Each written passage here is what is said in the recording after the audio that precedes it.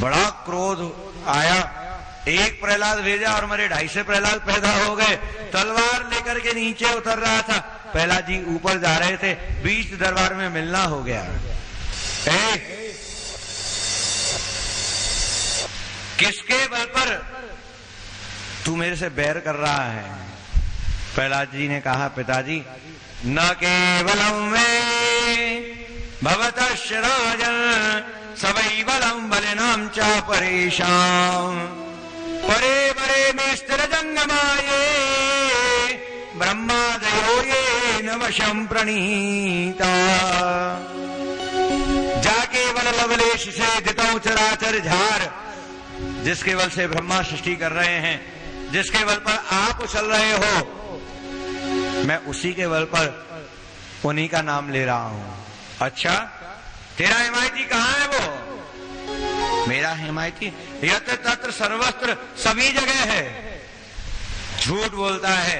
तेरा हिमायती यदि सभी जगह है, क्वासौ यदि सर्वत्र कस्मात स्तंभे न दृश्यते। यदि तेरा हिमायती सभी जगह है तो इस खम्भे में क्यों नहीं दिखाई देता? गोपयेत हरिस्त्वाद्य यस्ते शरणमीप्सितौ। अगर पिताजी आपको दिखाई नहीं देता है तो इसमें आपकी आंखों का दोष है, मेरे हिमायती का दोष नहीं है। मेरा हिमायती तो मुझे सभी जगह दिखाई दे रहा है। अच्छा, जवान लड़ाता है, खड्गम प्रगई हो पतितो वरासनात् स्तम तथा राजबलस्व मुष्टिना। पकड़ के जोर से खड़ग जो खंबे में मारा, खंबा फटा, भगवान प्रकट हो गए। बोलो नरसिंह भगवान की जय। विराट रूप को देखकर के सब लोग आश्चर्यचकित हो रहे थे। सत्यम विधातो निज मृत्युभाषितो व्याप्तिम च भूतेषु अखिलेषु चात्मनो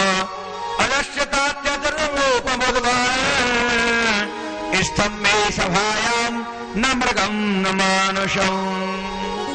श्रीकंठ तक तो मनुष्य रूप है और श्रीमुख विशाल बब्बर शेर जैसा प्रभु ने धारण कर रखा है।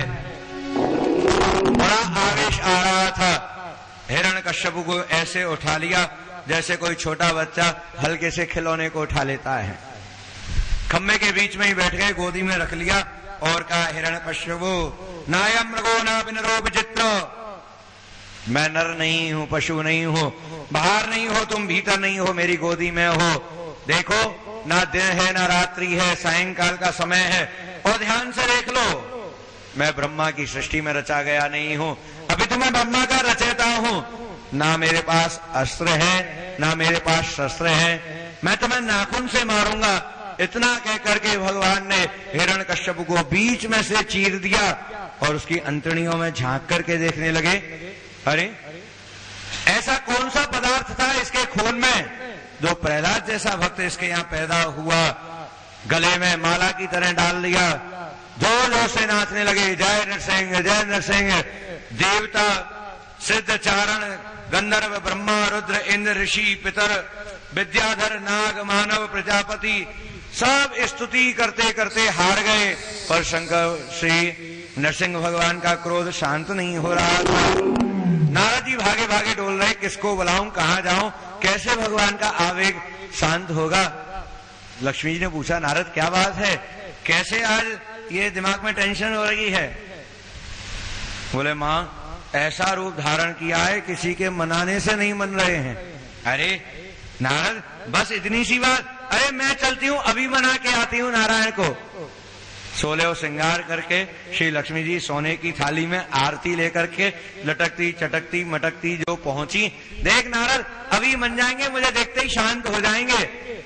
नरसिंह भगवान ने देखा कि लक्ष्मी जी सामने से आ रही हैं, यदि आज मैं इनके मनाने से मन गया तो गरीब तो मेरी भक्ति करना छोड़ देंगे। बोले अगला तो लक्ष्मी से राजी होता है, हम काय को मजीरा फोड़ फोड़ के अपने हाथन ने खराब करें, भाड़ में जान दो, हमें नहीं करनी भक्ति। लक्ष्मी जी आई, प्राणनाथ ओ भगवान ने जोर से धार मारी, जोर की लक्ष्मी पटक के थाली उठाई। नारायण बचाइयो भैया। क्यों मैया, तुम तो कह रही तुम्हारे पति हैं। बोले नारद तो पति की पड़ रही है, इतना बड़ा मुंह खोलो कि पतों पे नहीं रखो, सावत मुंह में धर जाते। कमला हर के निकट न आवे ऐसो रूप धरो है। लक्ष्मी जी के मनाने से भी मनने में नहीं आए। अंत तो गत्वा भगवान शंकर ने प्रहलाद जी को भगवान के सामने किया। जैसे ही भक्त सामने आया, भक्त वत्सल भगवान एकदम शांत, एकदम शीतल हो गए। बोलिए भक्त वत्सल भगवान की। भक्त